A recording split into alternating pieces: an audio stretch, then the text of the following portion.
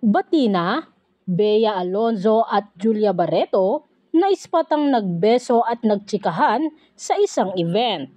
Trending sa X o dating Twitter si Kapuso star Bea Alonzo matapos kumalat ang video clip ng pagkikita nila ni Julia Barreto sa isang tribute party para sa kaarawan ng Star Maker at dating chairman emeritus ng Star Magic na si Johnny Mr. M. Manahan, na consultant na ngayon ng Sparkle GMA Artist Center. Makikita sa kumakalat na video na nagbeso at nagkatawanan pa ang dalawa habang katabi nila ang kapamilya singer-actor na si Darren Espanto. Anya ng caption ng naturang post sa Twitter, "All is well, Julia Barreto and Bea Alonzo were spotted at Mr. M's birthday party, laughing and hugging each other." Marami naman ang natuwang mga netizens dahil anila ay pareho na ngang nakamove on ang dalawa. Matatandang nagkaroon ng gap sa pagitan ng dalawa dahil sa ex-boyfriend ni Bea na si kapamilya actor Gerald Anderson.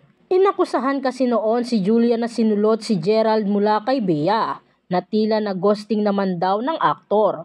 Dahil dito, sumikat ang linyahan ni Bea na time is the ultimate truth teller. Kaya naman komento ng mga netizens ngayon ay mukhang the world is healing na raw talaga matapos mag-usap ang dalawa makalipas ang ilang taong hindi pagkikibuan. Narito naman ang samot-saring komento mula sa mga netizens.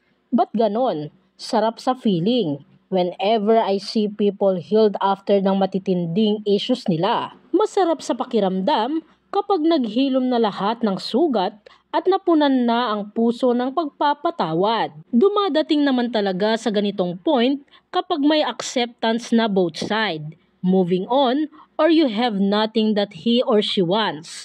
That's when the healing comes in. They're both happy and contented now. So happy for Julia Barreto and Bea Alonzo. A hashtag Women's Month indeed. The world is healing. Kung hindi ka na nagpapakalat ng maling chismis, sama na natin ang ibang marites, unang-una na si Christopher Min. Kahit si Darren, nagtataka. Bakit inabot ni Julia kay Bea yung shots na ipinakuha sa kanya ni Julia?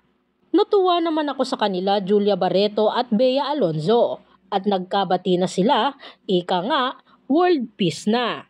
Matatandaan bago pa na intriga ang dalawa ay nagkasama muna ang dalawa sa seryeng A Love to Last noong nasa ABS-CBN pa si Bea.